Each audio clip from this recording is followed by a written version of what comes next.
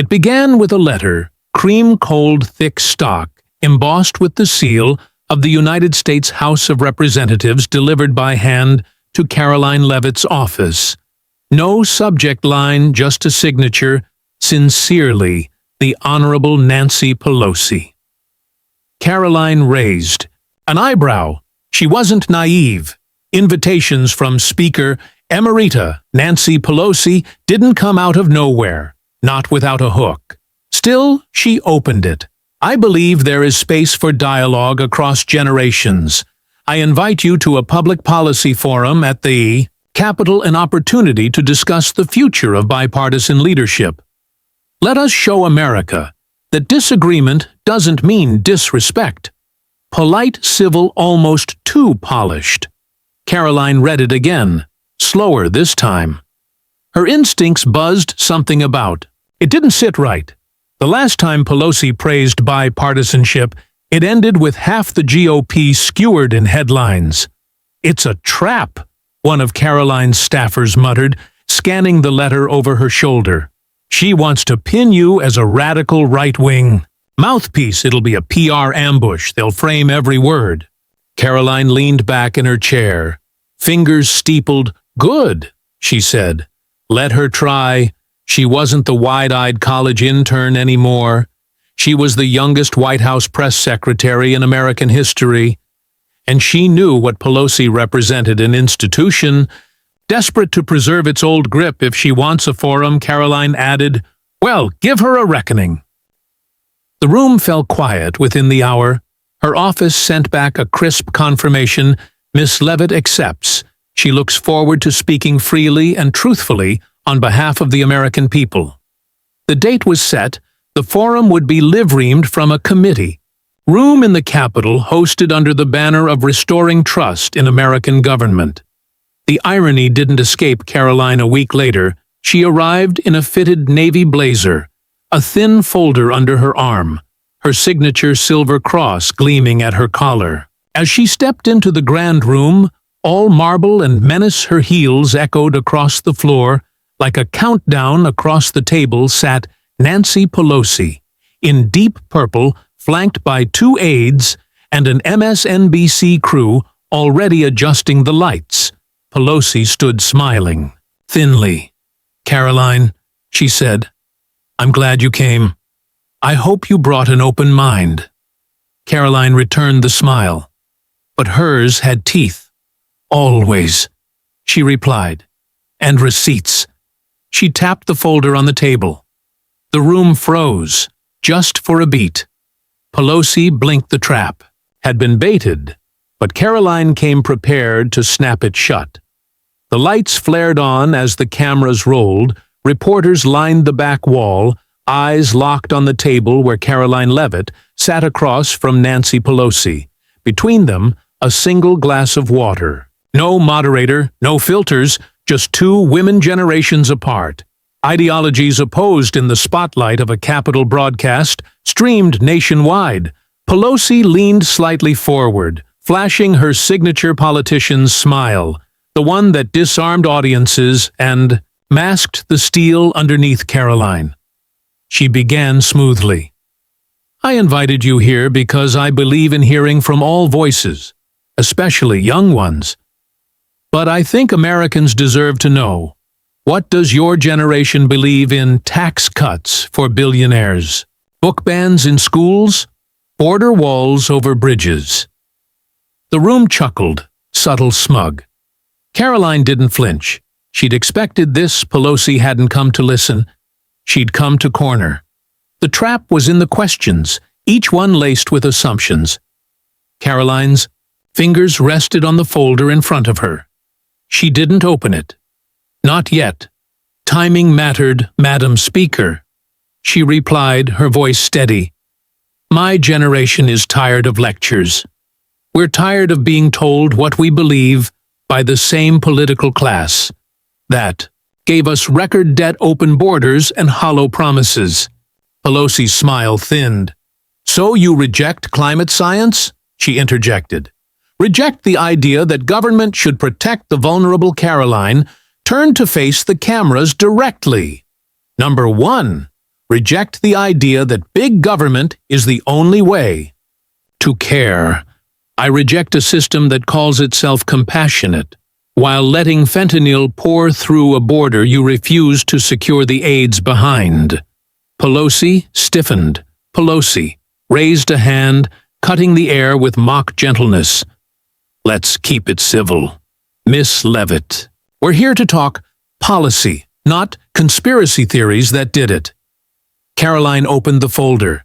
Then, let's talk facts. She pulled out a printed document. A DHS memo stamped confidential released via FOIA. She placed it flat on the table for the cameras. To see this is a 2021 internal report confirming that CBP agents were ordered to reduce public disclosures about border crossings to avoid damaging narratives ahead of midterms. Pelosi's face froze. I've got 10 more of these, Karoline said calmly, laying her palm atop the folder. Each one tied to an agency you defended. Each one showing what the American people were never told. The room went still. Even MSNBC's camera guy swallowed. Audibly, Pelosi reached for her water. The trap wasn't sprung. It was unraveling. Karoline sat straighter, her voice now sharper. You asked what my generation believes in, truth, accountability, and calling things by their name even when it makes the room uncomfortable. The next question never came because the narrative had shifted. The air in the room had changed. Karoline's documents lay between them like live wires, and Pelosi, for the first time, paused before speaking.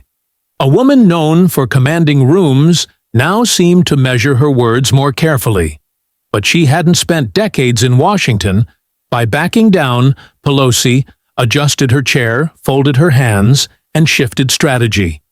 Karoline, she said with a note of maternal concern, I understand you want to challenge the system I once did too. But politics is not just about pointing fingers. It's about protecting people. Children separated at the border. Families living paycheck to paycheck. Women denied health care in red states. The room nodded along. It was Pelosi's gift, turning hard topics into emotion-laced appeals. She leaned in, voice soft. Now you bring fire, but where's your compassion? What would you say to the mother deported after 20 years, to the student who lost? Pell Grant support under your party's cuts. The camera zoomed slightly. The MSNBC producer gestured silently to his team. This was the clip they wanted. The elder stateswoman versus the firebrand wisdom versus fire. Karoline didn't blink. She let the silence stretch. Then she opened the folder again. I'd say she deserved the truth. Something your administration didn't give her. She pulled out a second document. This one, a 2020 email from a senior ICE official obtained through FOIA by a conservative watchdog. This memo shows that under your speakership, ICE was told to delay high-profile deportations until after election week, not because they were unjust, but because they were politically inconvenient. She slid the paper toward Pelosi. You don't get to weaponize compassion when you were willing to play games with real people's lives. Gasps stirred in the back. One reporter's jaw visibly dropped. Pelosi tried to speak, but Karoline pressed forward, her tone firmer. And the Pell Grant I paid. For college, with a waitress job and merit scholarships. No help. You think that makes me cruel? No, it makes me responsible. The room crackled. I won't apologize for believing the federal government isn't a savior. I've lived the difference between help and handouts. Pelosi glanced at her aides. One subtly shook his head. They'd misjudged her. Karoline wasn't there to debate feelings. She came with names, dates, signatures, and she was just warming up. Nancy Pelosi shifted in her seat. Her fingers, laced tightly in front of her eyes, narrowing just slightly. She'd lost the rhythm of the conversation, and she knew it. Karoline had landed blow after blow, not with outrage, but with documentation. and that made it harder to dismiss her. So Pelosi pivoted, reaching for what had worked for decades, the moral high ground Karoline. She said, her voice, even her smile, once again firmly in place. "Let's talk about women." "Sethi," Karoline met her gaze calmly. "I'd love to." Pelosi leaned in. "You represent a new generation. I'll give you that. But where were you when we fought to protect reproductive freedom? Where were you when states began criminalizing women for making private medical choices? I've marched. I've bled for this movement. Your party would drag us back." 50 years, several reporters nodded along. Pelosi continued. "You stand there, polished, eloquent. But behind you is a machine that would erase everything we fought for. Do you even realize it?" The trap was subtle, appealed to her. As a woman, frame her as a pawn. Karoline didn't flinch. "Yes, I realize it, and I reject it." She reached into her folder again. This time, not a government memo, but a thin, folded photograph. She set it gently on the table. The camera couldn't see it. But Pelosi could. It was a picture of Karoline at 17, standing next to her mother in a hospital room holding a clipboard of insurance forms. "That's my mom, stage 2. Breast cancer. No fancy insurance. No government grant. Just us. I was a teenager calling billing departments while my friends went to prom."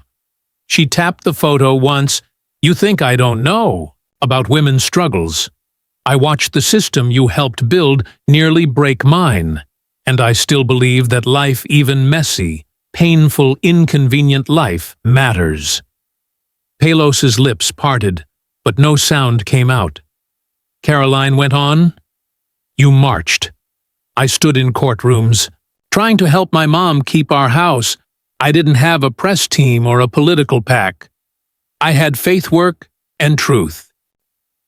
The room was silent now, not out of awe, but discomfort. Karoline didn't let up. "You invoke women's rights to score points, but I fight for dignity, not just for women who agree with me, but for those the left ignores pro-life. Women, conservative moms, female cops girls banned from sports teams because they refused to lie about biology." The audience shifted. Even the MSNBC crew didn't cut away. Pelosi had gone. Moral. Karoline went personal. And in that moment, the generational divide became painfully clear. Pelosi brought legacy. Karoline brought fire, and fire was winning. Pelosi's jaw clenched, but her voice remained calm. "Let me be clear," she said. Her tone now clipped and precise. "What you just said about biology, about faith, those are deeply personal beliefs. But when you bring them into national policy, when you deny science or champion exclusion, that's when it becomes dangerous." Karoline didn't move. Pelosi leaned in, clearly trying to retake the upper hand.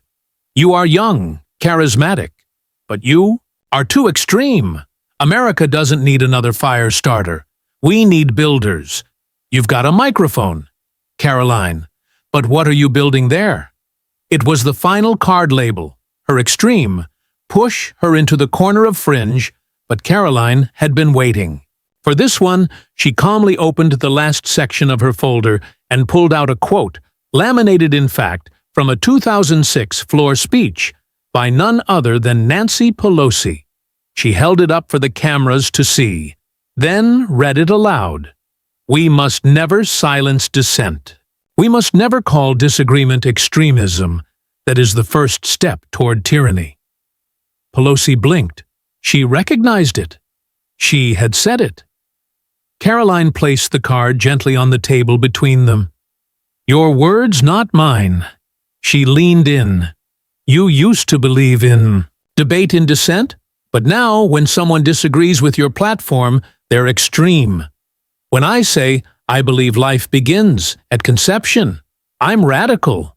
When I say women's sports should be for biological women. I'm dangerous. Her voice didn't rise. It didn't need to. You changed, Madam Speaker. Not me. Pelosi glanced at the cameras, then back to Karoline. Her team remained still. No teleprompters, no notes to pass. She was alone in that moment. And Karoline pressed forward. I'm not here to be liked. I'm here to tell the truth. And if that's extreme to you, then maybe the problem isn't my generation. Maybe the problem is the system you're trying so hard to defend.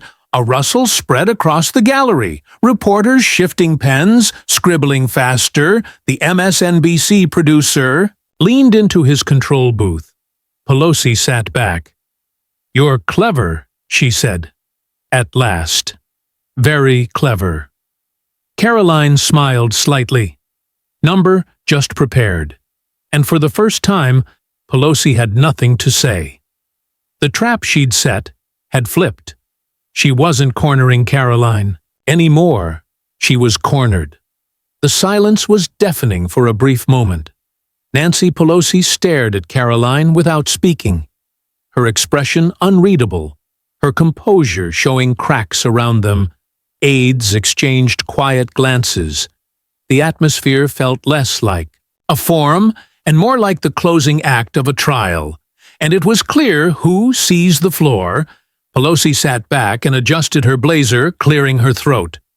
I believe we've heard enough for today, she said, reaching for her notes. The goal here was to encourage discussion, not to be challenged, Karoline interrupted, her voice calm but piercing. Pelosi didn't answer. Instead, she nodded toward the press section. Let's close the room. Thank you all for coming. A Capitol staffer stood preparing. To escort the media out, the MSNBC crew began gathering their gear, but Karoline didn't move. She reached for her mic and said, Not so fast. Oh, the room froze again. Since this was supposed to be a public forum, she said, turning directly to the cameras, that deserves to hear what I came here to say. Pelosi tried to object, but Karoline was already speaking straight to the nation, bypassing the politician across from her entirely. I was invited to this table under the banner of dialogue, but what you witnessed here was something different. This wasn't a conversation. It was a setup, a stage dressed as civility, but designed to shame people. Like me, into silence, she lifted the laminated Pelosi. Quote again, too extreme, too young, too conservative. Those are the labels I was handed before I even sat down. But I came anyway, and I brought something. Those labels can't defeat facts. Her voice didn't waver. I brought memos. I brought timelines. I brought your own words, not to be cruel, not to own anyone, but to remind the American people that we are not crazy for asking questions, that it is not extreme to want truth, accountability, and a government that serves the people, not itself. Pelosi's face had gone pale. Karoline continued addressing the press. Now I've been told I should smile more, speak less, stay in line, that I shouldn't challenge a legacy like Nancy Pelosi's.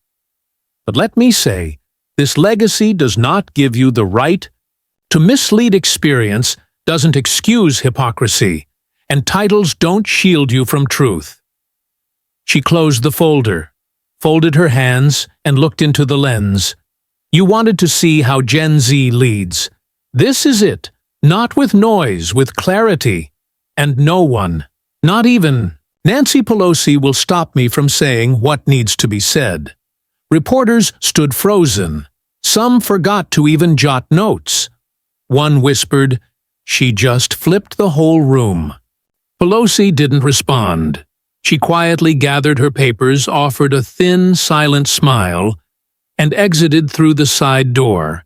And Karoline, she sat alone at the table, steady as ever. Not just untouched, unchallenged. The forum had ended, but in the world of modern politics, The real event was only just beginning by the time Karoline stepped out of the Capitol's marble halls and into the waiting sun. Her name was already trending on every major platform. Karoline claps back, rocketed to the top of X. A 30-second clip of her final monologue had been reposted by conservative influencers, independent journalists, and even a few stunned centrist commentators. Fox News aired it within minutes, under the headline, "Young Press Secretary Shocks Capitol," with Pelosi takedown. But it wasn't just right-wing media running wild. CNN played the footage, with a long pause from Anderson Cooper. Even he seemed unready. That was not what anyone expected, he muttered on air. Pelosi looked cornered. Karoline, meanwhile, walked past, flashing cameras, a calm confidence in her stride aid by her side folder, still in hand, silver cross catching the sunlight. She didn't stop for interviews. She didn't need to, because her words were already echoing inside Pelosi's office. The mood was not calm. The speaker, Amerida's team, scrambled phones, buzzing staffers, typing consultants, arriving uninvited. One aide held up a tablet. Karoline's, quote, montage had reached 3 million views. In under an hour, Pelosi sat at her desk, arms crossed, lips tight. It was a setup. One aide offered, she rehearsed it. She baited you with those documents. Pelosi didn't respond at first. Finally, she got lucky. Let's remind the press who she really is. Damage control began immediately. A statement went out calling Karoline's behavior disrespectful and misleading, accusing her of misusing internal documents and spreading disinformation masked as truth. But the press didn't bite. Even legacy outlets, long friendly to Pelosi, treaded carefully. Too many people had watched the exchange live. Too many had seen the calm in Karoline's voice and the tremor in Pelosi's hands. The Washington Post posted a split headline: Karoline Leavitt challenges Pelosi at Capitol Forum, sparks firestorm across ISIL. The Atlantic wrote, a Gen Z press secretary just exposed the party divide in real time, grinning like a prize fighter watching tape of a knockout punch. She made her look like a museum piece, he said. Laughing, his staff agreed. A senior aide leaned in, we should make this viral, turn it into a campaign moment. Trump didn't hesitate. That evening he posted on Truth Social, Karoline Leavitt just showed America what fearless leadership looks like. Pelosi had no answers, just tired lines and fake smiles. Gen Z isn't woke, it's awake. The post got over 100,000 shares in.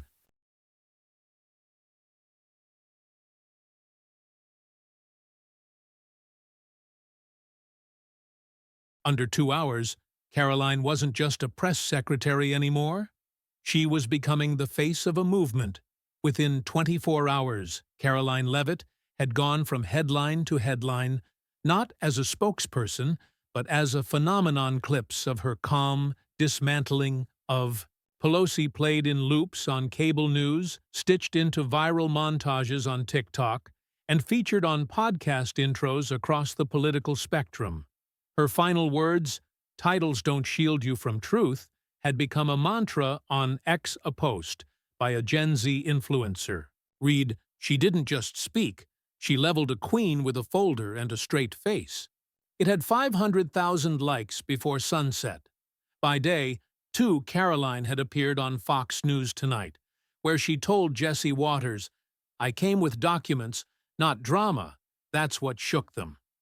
Breaking points where even left-leaning co-host Crystal Ball admitted, I may not agree with her politics, but she came ready. That wasn't a gimmick, that was discipline. CNN International, where Karoline stunned viewers by calmly repeating Pelosi's own past quotes and asking, why does truth become radical when a young woman says it? Her composed demeanor, clear, confident, never flustered, set her apart. She didn't rant, she didn't mock. She made her case with facts and let others scramble to respond. Meanwhile, Inside Pelosi's orbit, things were unraveling. Longtime staffers whispered behind closed doors.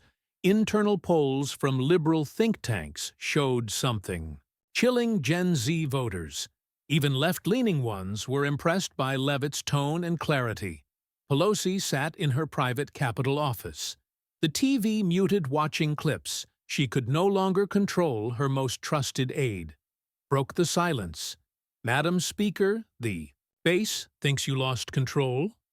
They're calling it the folder moment, even Vanity Fair's writing about it. Pelosi turned voice dry. I gave her a microphone. She used it like a weapon.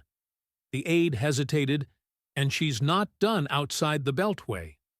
The story had legs. A prominent journalist tweeted, "Karoline Leavitt didn't just win the room, she rewrote the power dynamic." At Harvard, a political science professor showed the exchange in class, saying, "This is the future of debate, high stakes, high discipline, and a war over narrative." Karoline herself said little beyond her prepared interviews. She didn't celebrate. She didn't gloat. She returned to work folder in hand as if none of it surprised her, but in every room she entered after that, people straightened up. They knew who she was now. Not just a voice. A force. The invitation arrived, hand-delivered, embossed. With a golden eagle emblem, the Liberty Summit, the most influential conservative gathering of the year, governors, senators, Supreme Court, clerks think tank elites, and now Karoline Leavitt. She was the youngest featured speaker ever. The moment she stepped on stage in Phoenix, a hush fell over the 5,000-person audience. Red blazers, navy suits, and camera lenses tilted forward. She wore white, simple, precise, and carried no notes, just the silver cross at her collar, and a look that said she'd been here before. "I didn't come here to relive what happened in that Capitol room," she began, voice calm and even, "because that moment wasn't about me. It was about the shift you all feel, the shift happening across America." Teat. Thunderous applause. She held up a manila folder, not the same one, but symbolic now, and placed it on the podium. This isn't a prop. It's a promise that we won't be silenced by legacy or bullied by media or told that conviction is dangerous. Just because it's unpopular in Washington, the crowd rose to its feet. Standing ovation. Fox News cut to her speech. Live C-SPAN rebroadcast it twice that evening. Even a BBC analyst called it one of the most riveting political speeches from a Gendit Z figure ever broadcast. Karoline wasn't just a spokesperson. Now she was something else, a generational lightning rod. But while Karoline rose, Pelosi made her final move quietly behind the curtain. Her team reached out to the House Ethics Committee, suggesting that Karoline's use of classified adjacent FOIA documents during a public hearing may have violated internal decorum.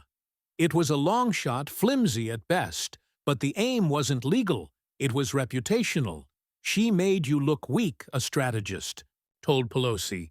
"This is the only shot left, make her seem reckless." The story leaked late Friday. A Politico headline appeared. Leavitt in hot water ethics inquiry, hinted after Capitol showdown.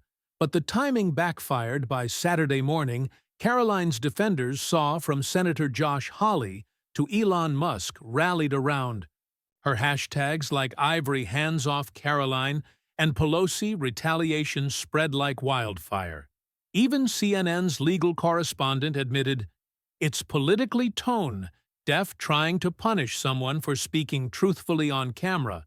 Not a good look." Meanwhile, in quiet corners of Capitol Hill, moderate Democrats whispered what had once been unthinkable.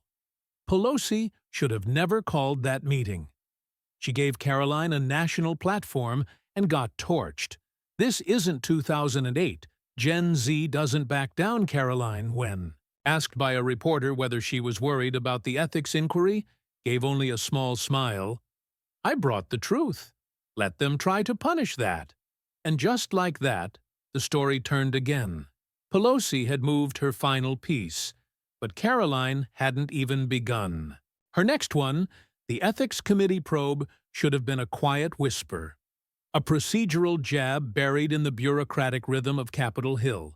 But Karoline Leavitt did what she always did. She turned it into a megaphone within 48 hours of the inquiry's zuib. Leak Karoline hosted an impromptu press conference on the Capitol steps. No podium, no teleprompter, just her standing before a sea of microphones, folder in hand. When powerful people feel threatened, she said, her tone unshaken, they don't argue back. They file complaints. A pause, cameras clicked, crowds gathered. Let's be clear, I exposed hypocrisy. I shared declassified documents through lawful means, and now the system wants to punish me. Not for lying, but for telling the truth. That line broke. The internet clips of her speech aired across networks. TikTok creators lip-synced it, over swelling orchestral music, and even international outlets picked it up. One British anchor called her the American firebrand. Gen Z didn't know it needed. Until now, that same day, Karoline launched a campaign she titled Number the Folder Files, a weekly live stream series breaking down the redacted memo she'd uncovered. The first episode hit 2 million views in 12 hours. But it didn't stop there. Conservative. Lawmakers began echoing her tone on the House floor. Faith leaders, veterans, suburban moms, groups, not always aligned, began reposting her speeches with captions like, "She says what we're thinking." Karoline had gone from spokeswoman to a symbol of resilience, defiance, and precision, wrapped not in rage, but in reason. And in the shadows of all this, Nancy Pelosi watched. She no longer held the gavel, her influence, once untouchable now, flickered like an old torch facing the wind. Her allies whispered of mistakes. Her donors tightened their grips. Editorials, once praising her strategic genius, now questioned whether she'd handed Karoline a political gift that couldn't be returned. One article from The Atlantic read, "Pelle's last play. Did the Speaker Emerita accidentally create her party's most dangerous opponent?" She sat alone in her townhouse, watching Karoline speak on the news. The young woman's voice, calm, relentless. "They wanted to bury me in paperwork," Karoline said, closing her folder with a soft thud. "But I'm not here to be buried. I'm here to build something better." That was it, the final nail. Karoline walked back inside the Capitol as reporters flooded her path, shouting questions. "Do you regret how it started with Pelosi? Are you thinking of a Senate run? Did you expect this to go viral?" She stopped, turned. No regrets. No plans. Just the truth. Then she smiled, the calm, steady kind, and disappeared into the building. Pelosi's name began fading from the week's headlines. Karoline's. It had just become permanent ink. "I didn't come to Washington to make friends. I came here to make things right. I came with a folder, not full of sound bites, but of facts. I came with a spine not to be liked but to be heard. And when the most powerful woman in Congress tried to corner me, I didn't flinch. I didn't fold. I faced her. I answered her. And I reminded the world that legacy is not a shield from truth. You don't need decades of seniority to speak with conviction. You don't need a political machine behind you to expose hypocrisy. You just need courage and a folder that doesn't lie to every young woman watching, to every person who's been told they're too small, too new, too bold. Hear me clearly. You don't wait your turn. You take your stand. Because the next generation doesn't knock. Politely, we kick the doors.